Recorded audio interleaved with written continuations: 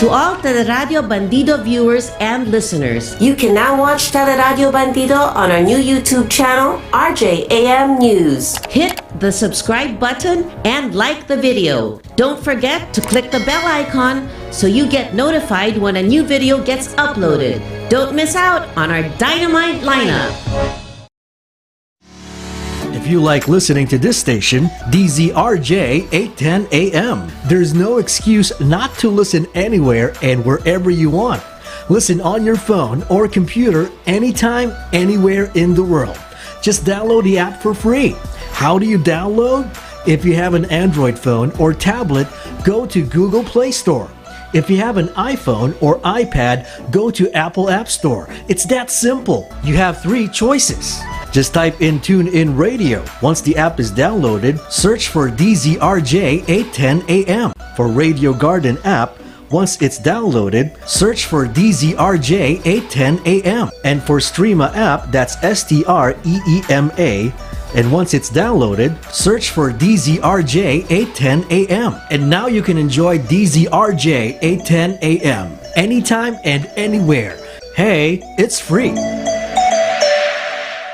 Mga kababayan, magsama-sama na tayo. Joy Belmonte, handang tumulong. Tulong-tulong, tuluyan tulong.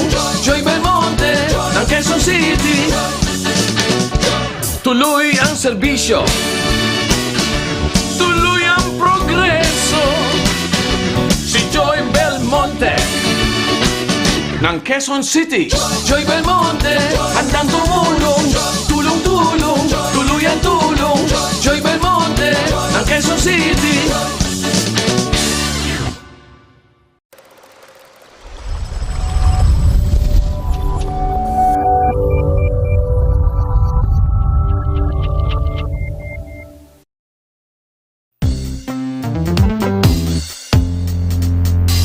Pugad Vloggers, Pugad Vloggers.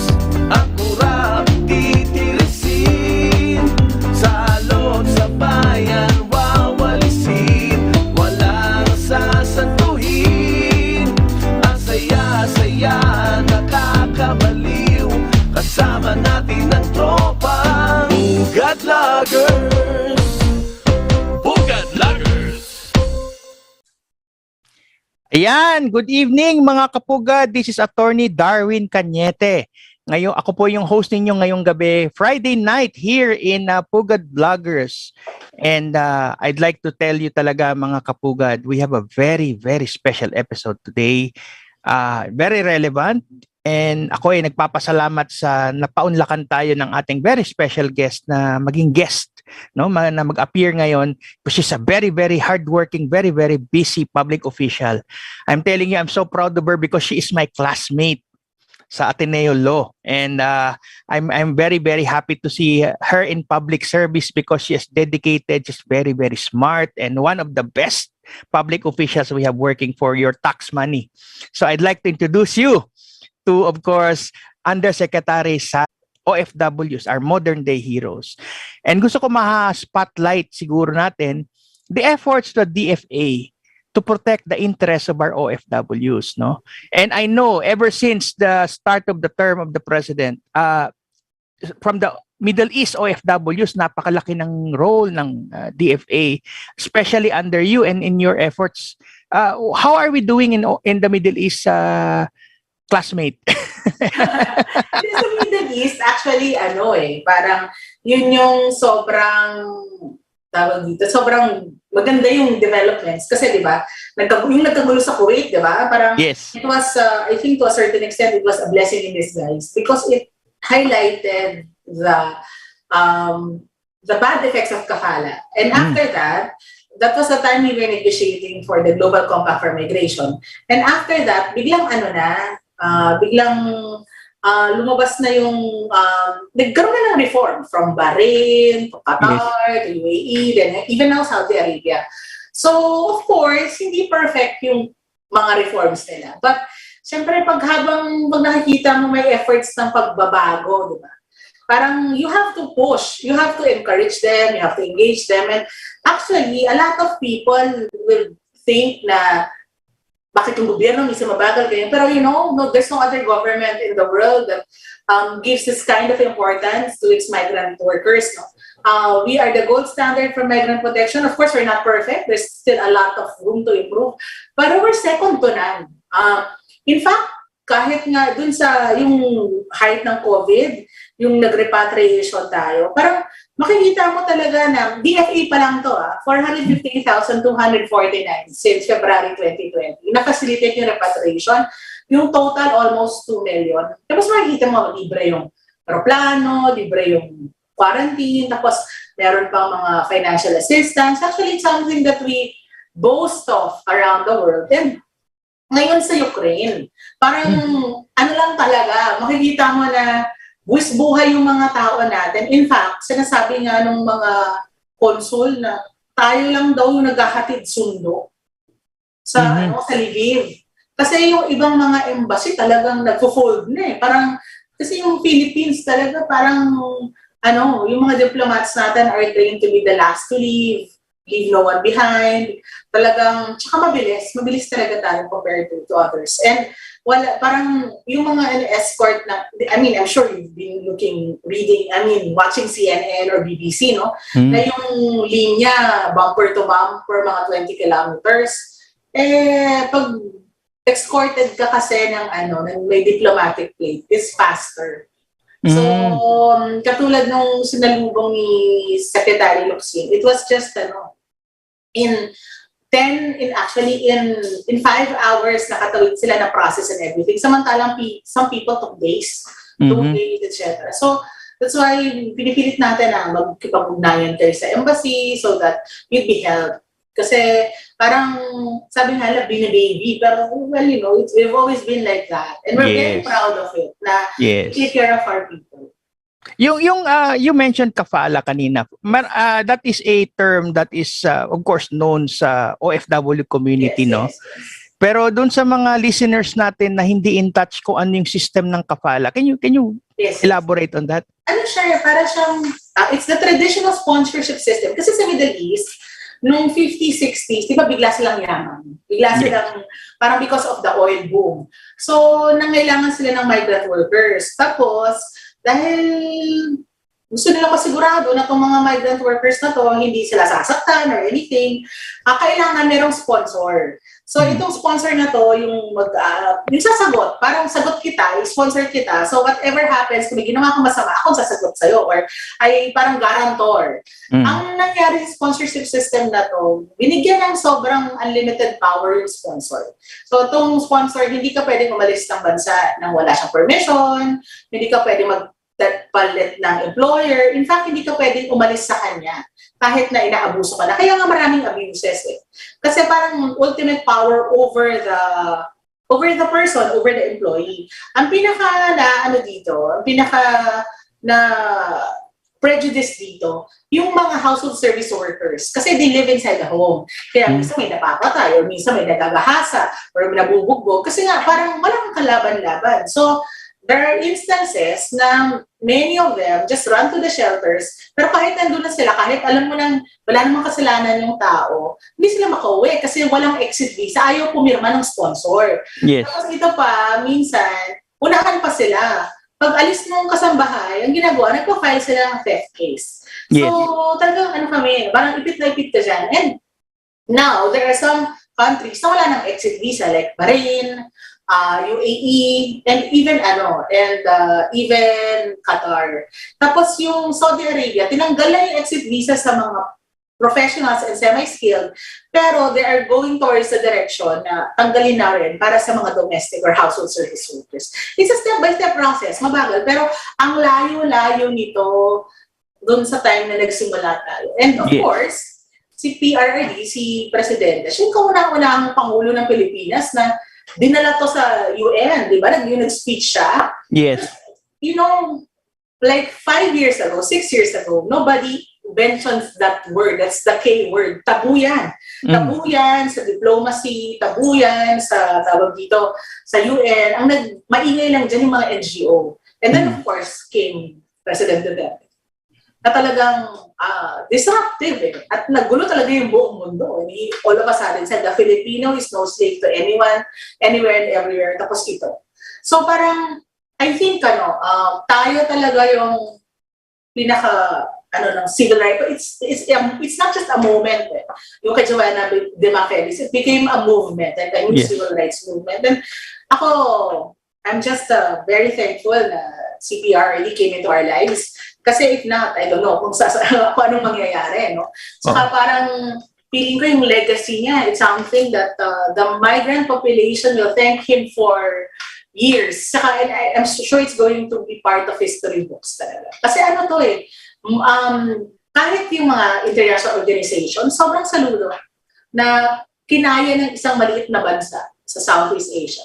Saka nagsalita talaga yung presidente. Kaya medyo matatapang yung diplomats. Kasi, siyempre, sa likod mo sa PRRD. So talagang, parang confident ka na pwede ka talagang pumorma kasi malakas yung backer mo. Yeah.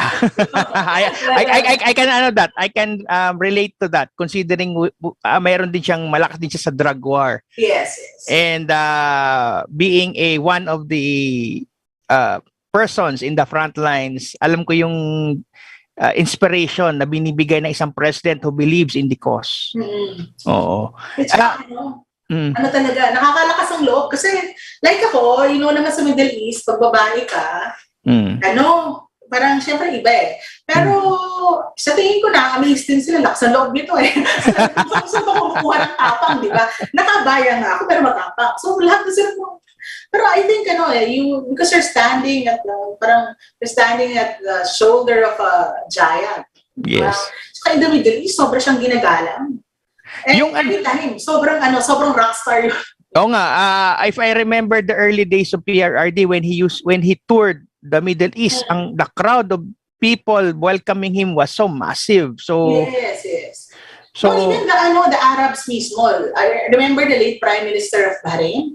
Yes. When the first time I paid him a courtesy call, and he said, "Oh, so how's the president?" Parang natutuwa sila sa kanya kasi the Arabs like strong leaders. Yes. So parang they respect very strong people. Ayaw na yung talaga. So natutuwa sila. Tsaka he says things that other people can't say. Or he says things that people already thought of pero hindi nila ma-articulate. Pero kaya nga tuwang-tuwa siya, parang, magaling. Yung, of course, concern ng OFWs natin, very simple naman. Politics aside, ang gusto lang nila makaalis ng maayos, yes. makakuha ng good employment, makauwi ng maayos, etc. So, concern natin, of course, is tinatawag na human trafficking. Yes, and DFA is, I think, one of the forefront agencies in fighting or combating human trafficking. Anong development doon during the term of PRRD? Or things that you know personally? Well, actually, talaga tayo, we treat them as victims. Pero minsan talaga, sumasakit ang ulo mo. Victim, parang paulit-ulit. Yes. Tala, di ba? Pero actually, yung time ni PRRD, that's the first time last month. And it's the first conviction ever na nakuha natin. At parang nakikita mo, Syria na yun You got justice talaga. Yes. And also, we got also a conviction in Bahrain. Yung dalawang babae na traffic sila. Ang masama lang talaga dito, classmate, yung mga nagta-traffic, Filipino din. Yes. So, parang nakakagigil. Parang drug trafficking yan Parang mas malala ito Parang tao yung binibenta mo, tapos nagiging sex slave, tapos nagkakasakit, tapos parang mabuti sana kung may sweldo man lang wala. Talagang slavery. So, we got a conviction, napunta pa yun sa US State Department report na kulong yung mga Pilipino. But the thing is, of course, it's never enough. That conviction is not enough simply because the damage has been done. Yes. Pero malaking bagay, ako, parang feeling ko, ang lakas ng loob talaga natin sa mga ganyan na nangyari lang yan during the time of PRRD. And of course, alam mo naman, sa Dubai, ang dami-daming taong nag-shortcut. Parang, ayaw talaga dumaan sa PUEA. Tapos pag napahama ka sa gobyerno. Yes. Ngayon, yung pandemic, tumambak yung tao sa Dubai kasi di ba may mga flight, whatever. Yes. So nakita namin halos lahat talaga, visit visa or tourist visa yung ginamit. Pero of course, papangaralan mo. Pero ngayon, we're trying to be more strict. Our immigration is trying to be more strict. Pero ang suggestion talaga namin, please go through the regular channels. Kasi mahirap talaga. Na, lalo na ng pandemya, wala kang benefits, halos wala kang kalaban-laban, inaabuso ka. Pagdating mo dito, parang limited din yung aid na makukuha mo. So, it's very important to go through the regular process so that you'll also get the social protection that you really need. One of the more achievements, no, siguro natin masasabi natin. Ubusan kami ng pera. Ano talaga kung hindi kami, kasi yung opisina namin, may 1 billion assistance to Nationals Fund yan. In 2018, 2019, sobrang sakto lang eh. Pero noong 2020, August pa lang, ubus na. Parang may iiyak ka. Tapos during that time, kulang talaga yung pera. So, buti na lang sa Bayanihan 2, parang na nasingit ng isang classmate din natin. Like, let's say it out loud. Baka hindi alam nila, no? Ikaw na lang. Ako na lang magsasabi. Okay, our mutual classmate, of course, is former speaker and now running and candidate for Senator Alan Cayetano. I'm proud to say that I know some of the stories behind the scenes, yung mga itinulak niyang mga legislation to fund the protection of our OFWs. Baka hindi nyo lang kasi alam because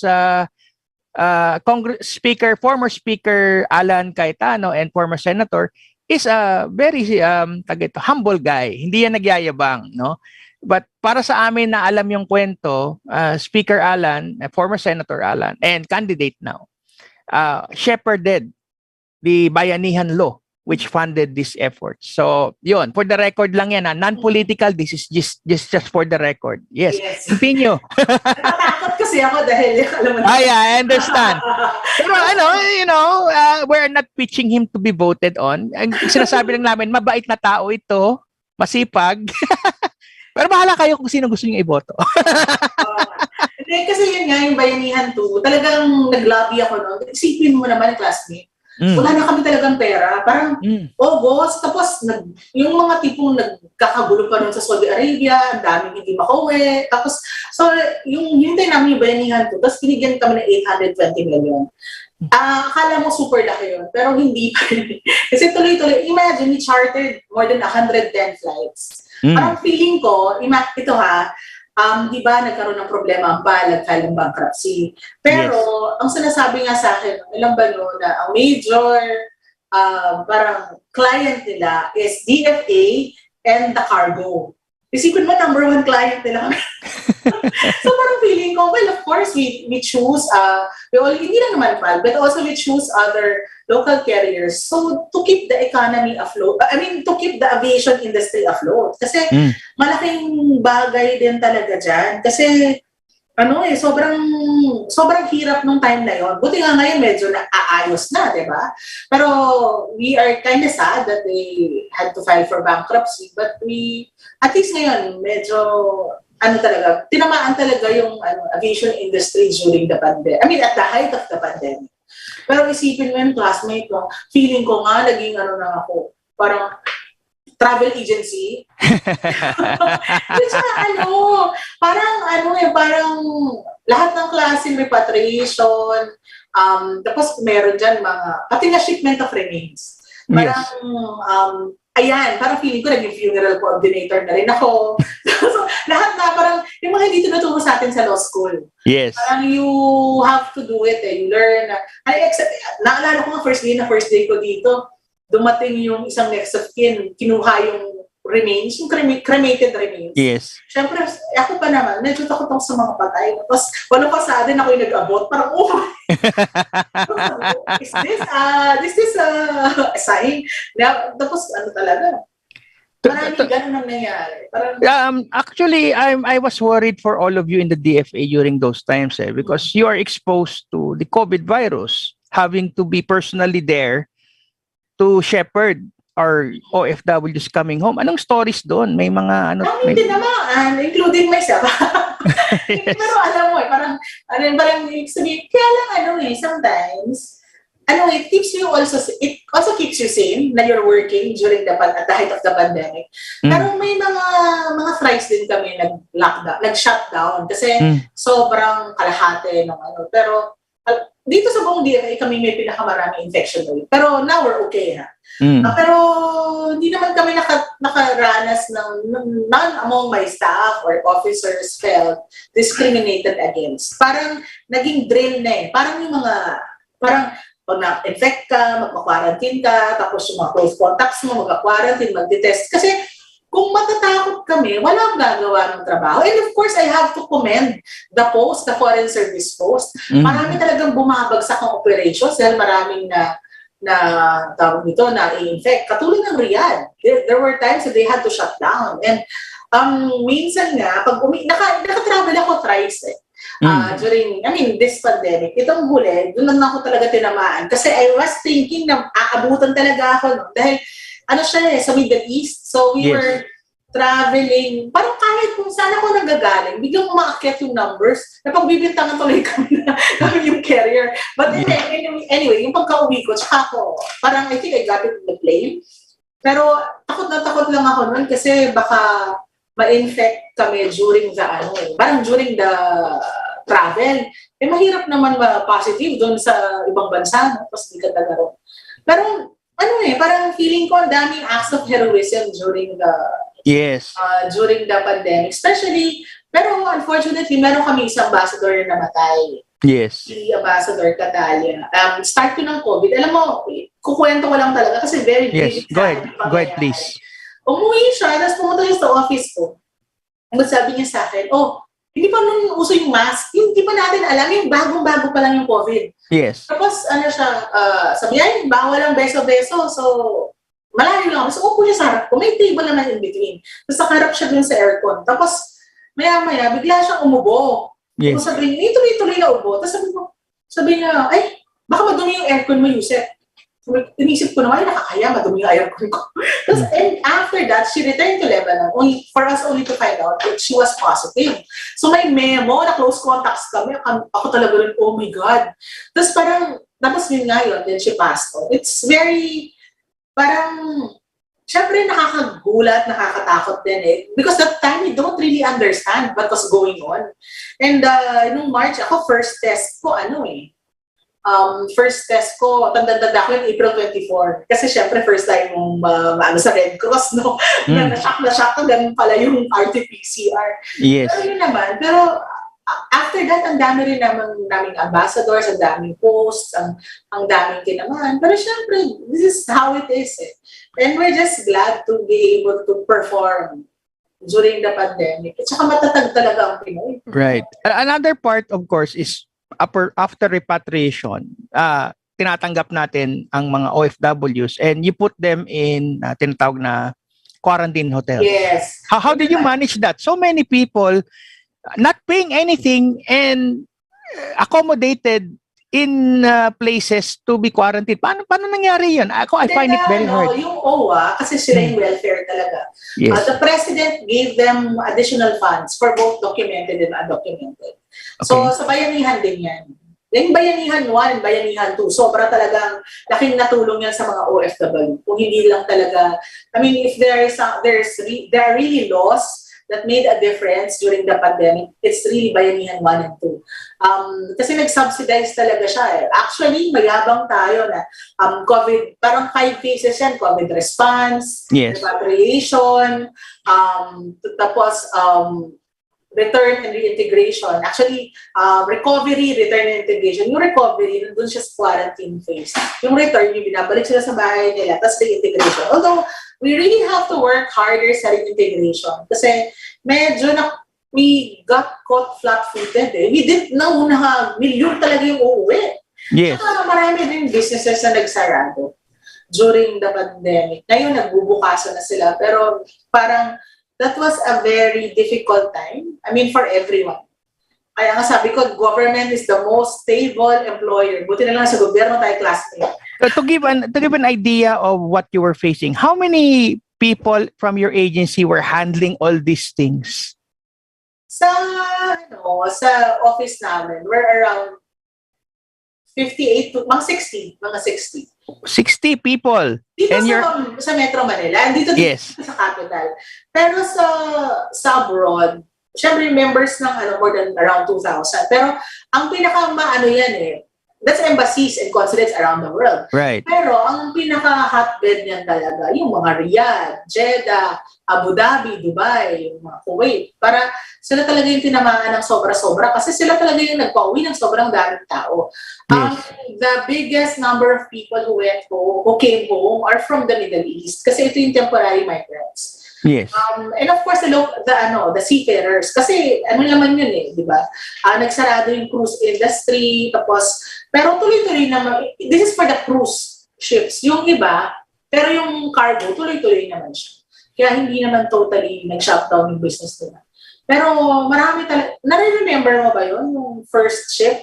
I think I remember there was a cruise ship na buong it was somewhere in Caribbean. Princess. Yung Diamond Princess sa Japan. Yes. Hindi pa natin maintindihan talaga kung anong nangyayari.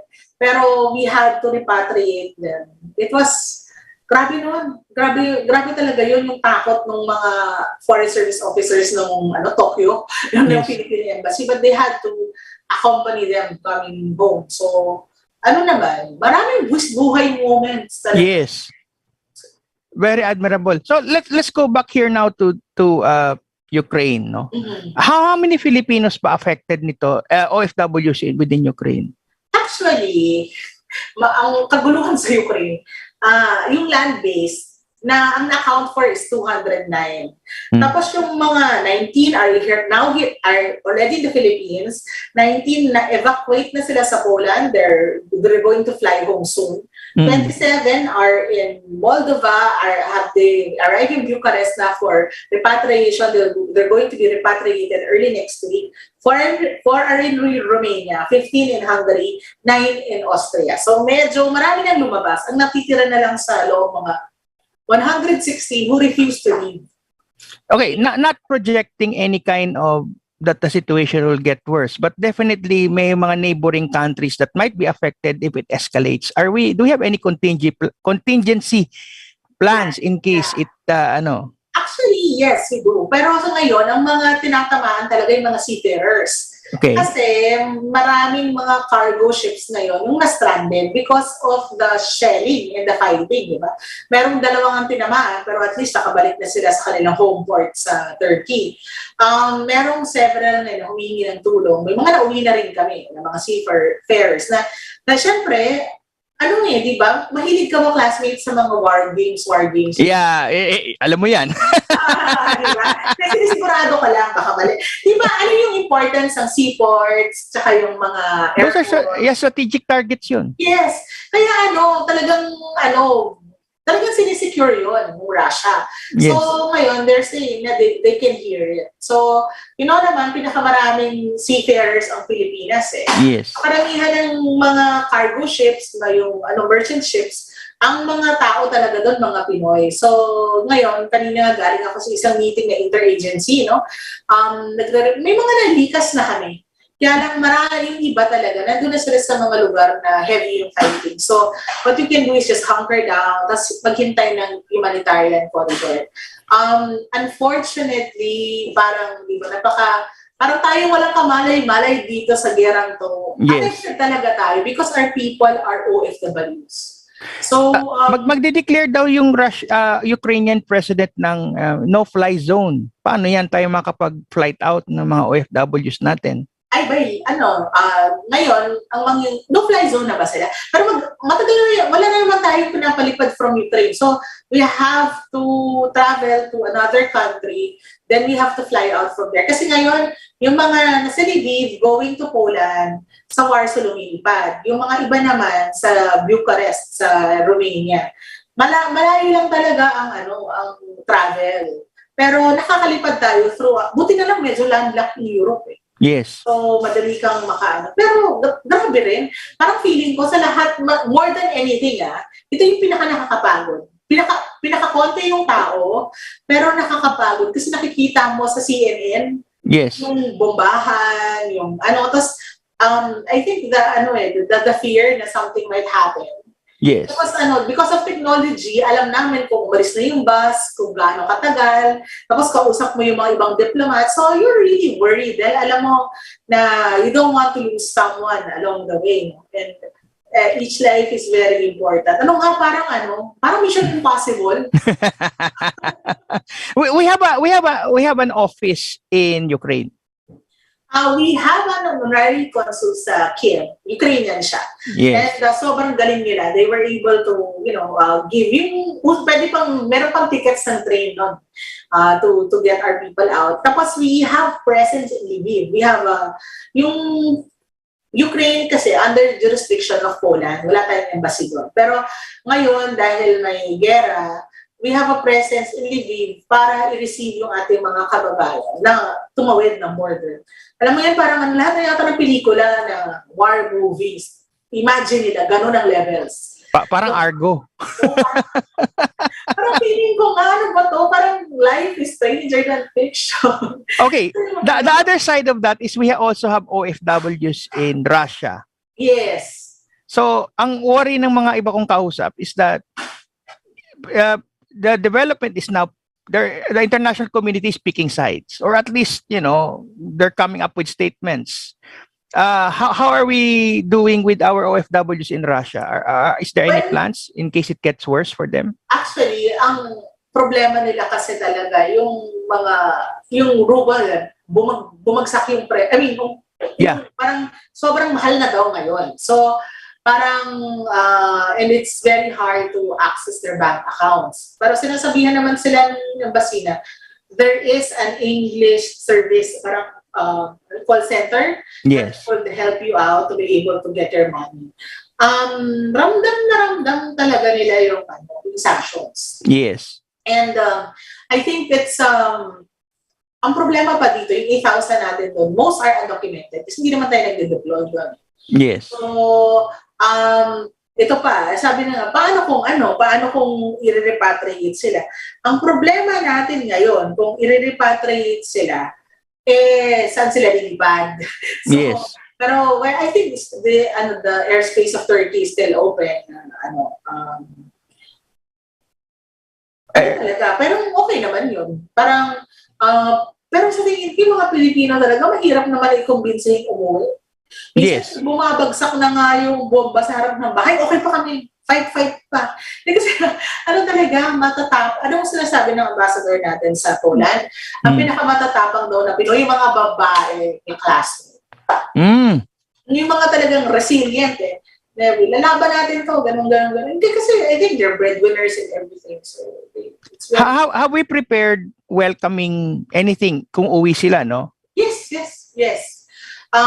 In fact, parang yung iba, yung may mga kasama ng mga asawang babae na Ukrainian. Unfortunately, what stops other people from returning home is that the husband can't come home with them because they're supposed to fight. So may mga naririnig akong interview, may mga iyakan talaga na they came with a decision and they will stay there. And we can't blame them. Siyempre, it's very hard to be separated from your family during this time. Yung ito siguro this outside of what we're talking about right now, no. Another thing about palagi sa DF, total kausap na kita. Passports. What's going on there? Marami. Actually, hindi sa akin yun, ha? Sasagutin ko in the best way I can what's going on. Kasi it's not under me, but nagkaroon talaga ng backlog because of the pandemic. Yes. Ang nangyari doon, di ba, I can't remember gaano tayo katagal nag-shutdown. Nung 2020. So, nagkaroon ng backlog doon. Tapos, during the process, ang daming mga nagsasarado for 2 weeks. Di ba yung 14 days sa quarantine? Yes. Dahil may mga positive, tapos kailangan yung close contact. So, dahil dyan, nagpatong-patong yung backlog, umabot ng millions. So, millions? Yes, that's what they're saying. So, they're really having a hard time. They're really having a hard time trying to keep up with the backlog. Pero for OFWs, they can always email us because we can expedite their passport application, especially those who are going to leave. Hindi naman yun hindi naman yun yung tipong parang walang consideration. May mga instances na OFW sumusulat sa amin. Ito yung email, atn@dfa.gov.ph. If you're an OFW and you need to renew your passport, we can make representations for you. Because, it's an emergency. Or pag emergency, tulungan naman talaga namin. Kaya lang, sana nakikiusap rin kami doon sa mga tao na trip lang nila na magpa-renew. Or kahit na 2 taon pa yung passport, wag na lang po silang makipagsabayan sa mga sobrang nangangailangan. Or yung iba kasi classmate, ginagawang ID. Okay. So, parang sabi ko, saan ka ba pupunta? Wala po, ID lang. Sabi ko, Diyos ko, kaya pala nagka-cloud, no? So, parang may national ID. At doon na muna, yung national ID na lang muna. So, that's one of those challenges. And nilalagay kasi nila sa banks especially, yes, diba? Identification. Yeah. Yes. Pero, driver's license.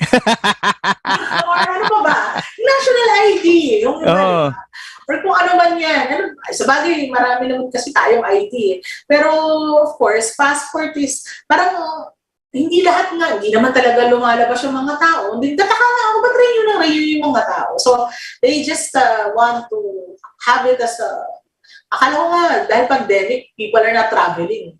Oo, biglang nag-open ngayon. Now that the restriction is going to alert level 1, I'm sure the travel industry will revive because tourism is one of our industries, no? How are we ba welcoming tourists to the Philippines? If you know, kasi I know you're a different department. Well, I think yung sa last, basta fully vaccinated, wala nang quarantine, self-monitoring na lang. So, we're really opening up kasi talagang masyadong marami ng pangyayari na, the other countries are opening up and the tourist industry is really booming. Nauna yung Europe And sa atin naman, di hamak na maganda talaga ang Pilipinas. So, it's just that, kaya lang, of course, there are always risks. Kaya lang ako, kasi feeling ko, pag fully vaccinated ka at may booster ka, parang mag-positive ka man, very mild yung COVID. Yes. Saka we can continue on locking down. But the world is moving on. The DFA is, of course, signatory to many of the migration covenants. And ano ba yung mga latest development yan? Well, what accomplishments has DFA done to protect our migrant workers in the past few years? Yan, pagyabang mo kami.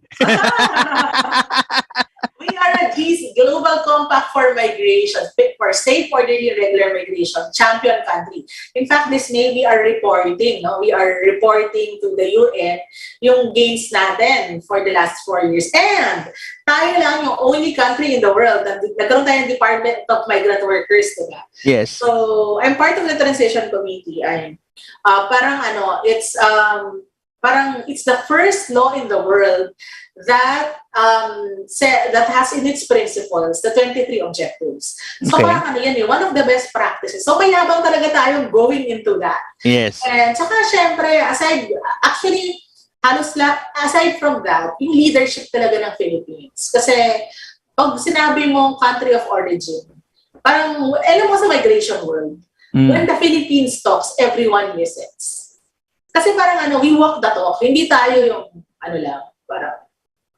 parang ang ganda-ganda lang magsalita ng mga diplomats. Pero sa atin talaga, nasa-shock sila. Isipin mo, like, yung in Ukraine, I'd just like to, saan ka nakakita ng foreign minister na nagpunta ng Poland para sunduin yung mga tao niya? It's only Secretary Locsin. No one else did that. And sa totoo lang talaga, walang ibang gumagawa nun. Ang Pilipinas lang. Kaya nga pati yung mga international organizations, nasa-shock sila. So, wow. Parang it shows how much premium we give to our people. Minsan, tsaka talagang yung mga kumukuha ng mga tao natin sa Libid, no less than the ambassador. She was there, she went there, she took her, and ang bumihila dun sa Philippine bus was the Ambassador Star. At alam mo, yung dinaanan, nag-counterflow nga sila daw, buhay talaga, just to get the people out. I think people don't realize na yung ginagawa rin ng mga diplomats sa mga ganyan, nagkakasubukan talaga pag gera-gera na eh.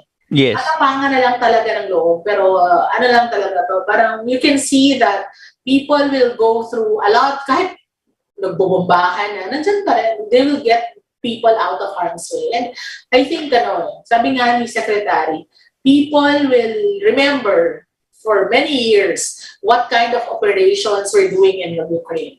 In fact, ibang klase talaga. Ang tikas. Sorry, parang feeling ko. So, proud. Go ahead. No problem. To give credit where credit is due with our people. And alam mo, kasi classmate, yung mga honorary consuls natin sa Kiev, Ukrainian. Yung talaga yung nag-aalaga sa mga Pilipino doon para makalikas. Tapos may honorary consul naman natin sa Moldova, siya yung mga nagre-rescue sa mga seafarers. Yung mga naiigat. At may mga na-rescue na siya, na more than 27 people. Meron na pa yatang another group. No?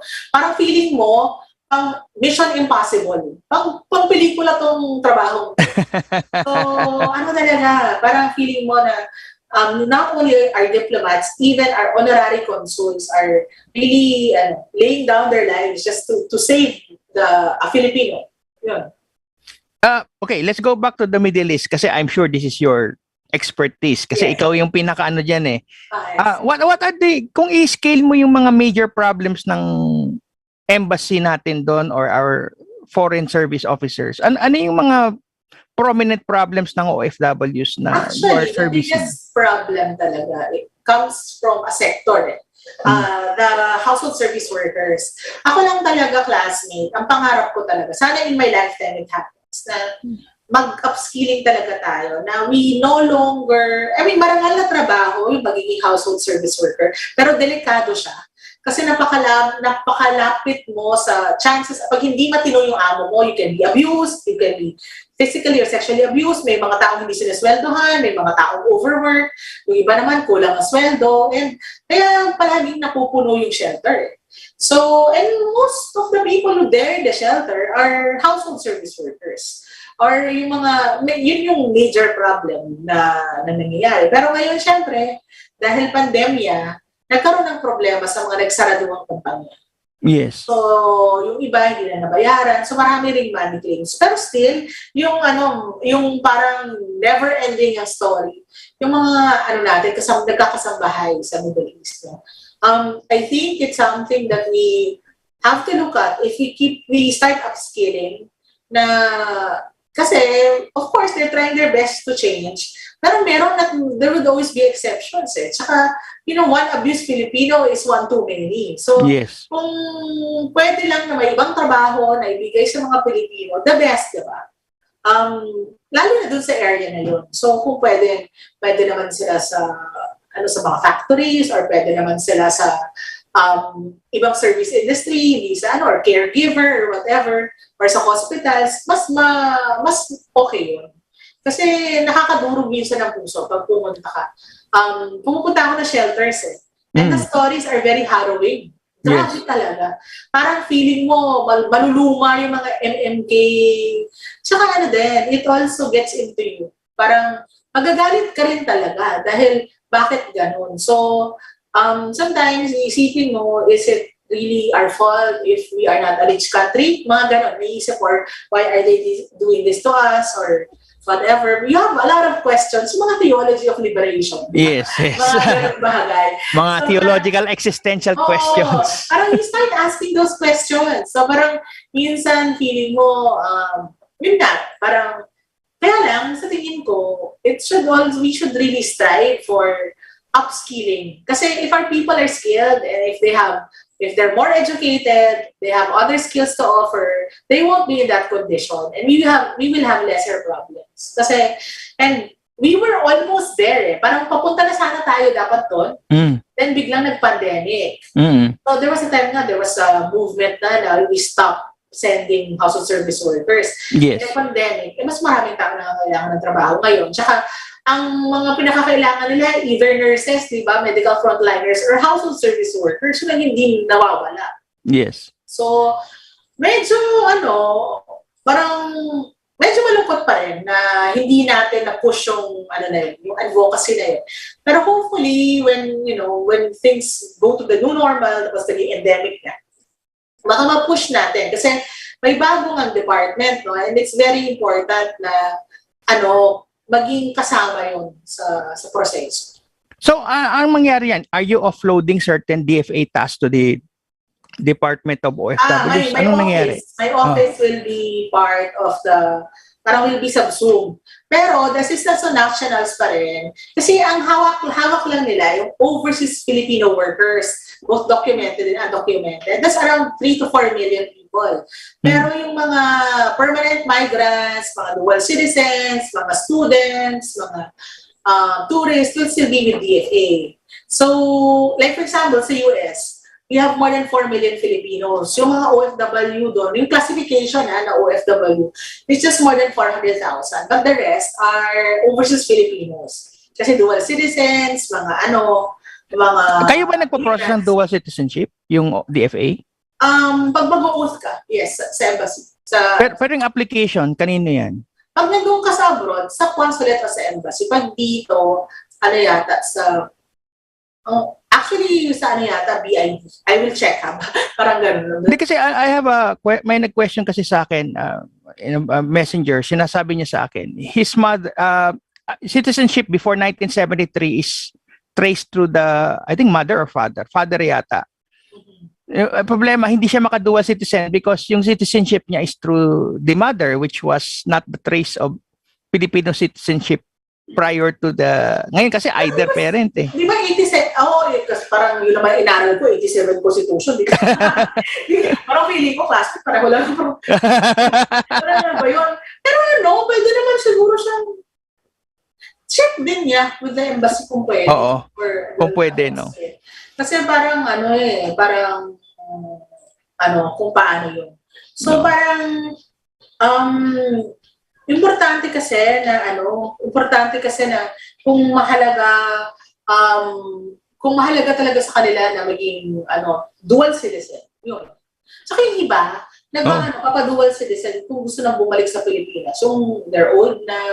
Yes. So gusto nila mag-retire dito. Yes, mas mura dito.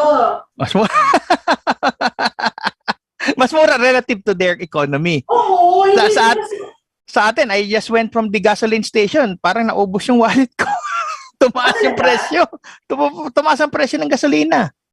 Alam mo kasi I think it's because of the war. No? Yeah. Parang nakakatakot ngayon. Parang feeling mo parang bystander ka lang. Alam mo yung para ka lang uzi, time natin. Yung marites na yata sa Marisol. Tapos parang ikaw pa yung tinatamaan, di ba? Yung, naalala mo ba yung usisero, yung mga uzi, na magkahalata na yung ating edad. Another thing siguro that's because upcoming elections, the next thing that will be happening is overseas voting. What's going on there?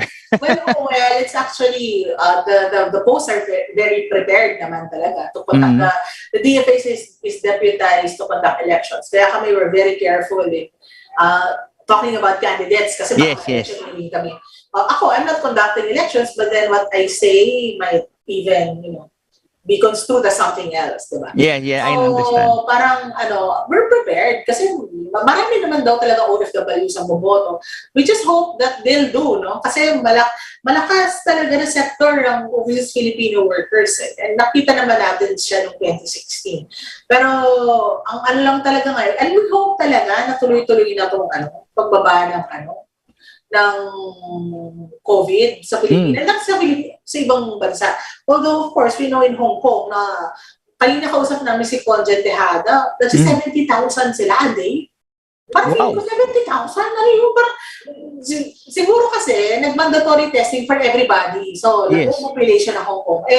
May capacity sila na gano'n, tsaka libre. So, mataas talaga yung infection rate. Pero, nakakatakot, di ba? Imagine. Right. Our Filipinos will be going to the embassy to vote. Ang problema natin, what will be the protocols they will be following, considering that it's still under pandemic. Baka maging worry din yung yung kanilang mga employers kasi parang you're exposing yourself. Sila yata ngayon, Omicron pa rin. Kasi very, mabilis makahawa. So I hope, no, by May or by the time that they can start voting, mas maaga yata sila. They can start voting, they'll be able to, bumaba na yung numbers nila.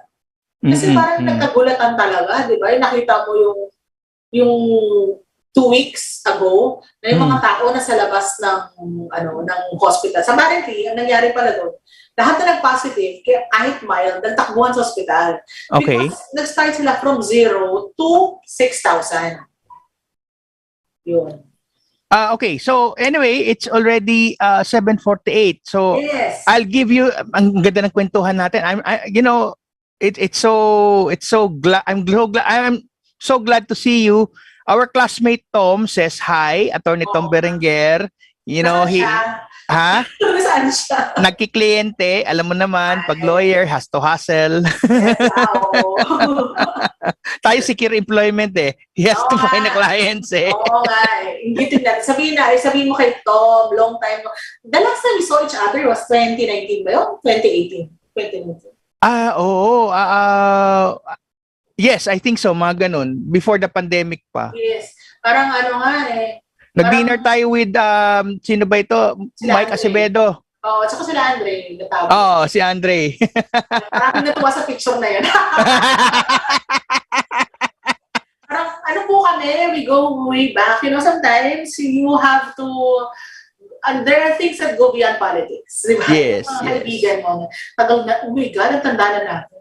Kainis. Oh yeah, we were batch 97, 96, 97. 97. Pero hindi, saan ka ba nag-college? Diba Ateneo ka? Yeah, we go farther back. So parang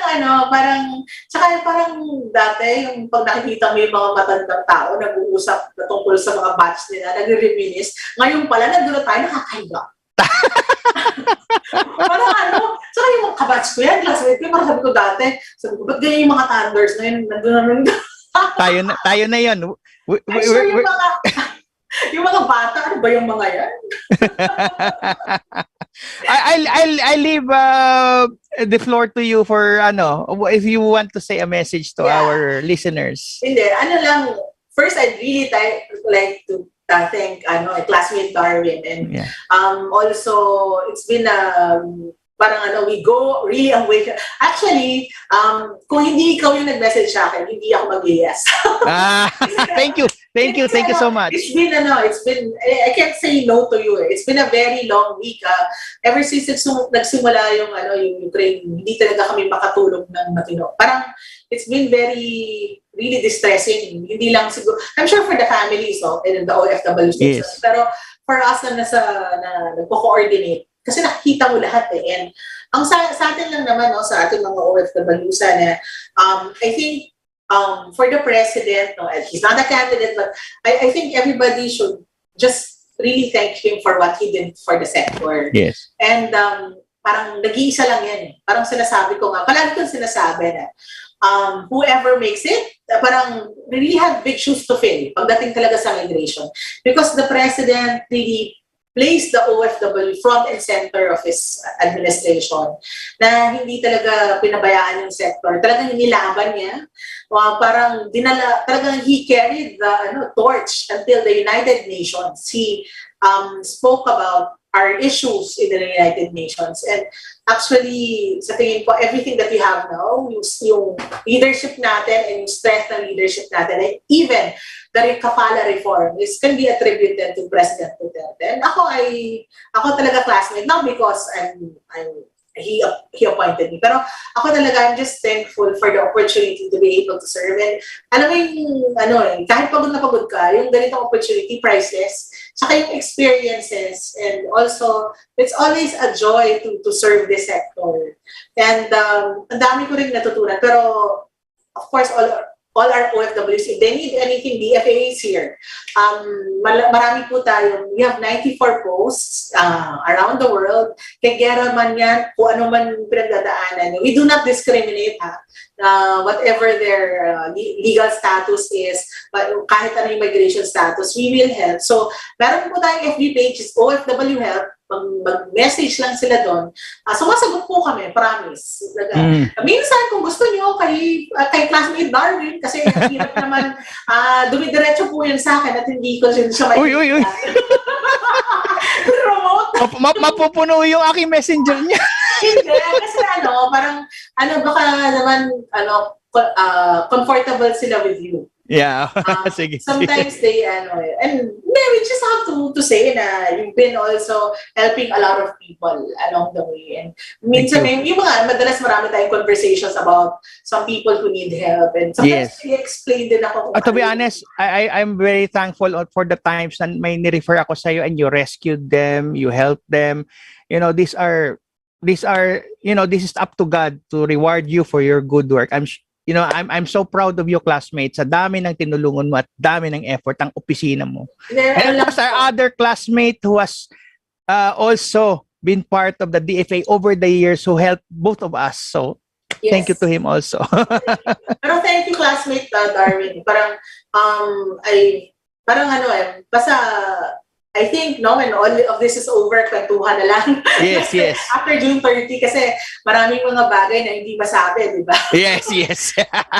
Pero, it's been a long journey for us since 2016. It's parang yung mga pinagdaanan natin, ibang klase. Yes. So, parang feeling ko, wala naman akong sorority, pero parang akong hinazy. Ibang klase rin talaga. Pero yun, sabihin mo kay classmate ko, next time. Kwentuhan. Tsaka, yes. I hope he's Pero thank you for inviting. Kasi nag-enjoy talaga ako dito sa ating conversation. Parang tayo lang yung tao sa mundo. Ilan kayo nakikinig sa atin, ha? Marami yan. Minsan, usually, umabot ng 1,000, 2,000 sa feed, no? Pero this is a radio program. It's all over the Philippines. And then may YouTube pa tayo. Meron pa tayong Radio Garden. We are also on cable. Multimedia platform ito. Wow. Ako naman basta ito. I mean, sabi ko nga kahit ano pa yan, hindi ko naman tinatanong kasi because it's not the station or the platform, it's the person. Yeah, thank you so much. Thank you so much, classmate. Yes, sige. Would you like to greet anybody, mga nakikinig sa'yo, your loved ones? Hindi, ako, i-greet ko na lang lahat ng mga OFW. Stay safe and wag po tayong yung mga nasa Ukraine, kung may nakikinig, utang na loob, please umuwi na po kayo. Parang maawa po kayo dun sa mga magre-rescue sa inyo. Kasi saan ba kayo marireach kung mga taga-Ukraine? If OFW help din. Sa Facebook na lang din. Facebook na rin. 24/7 yun.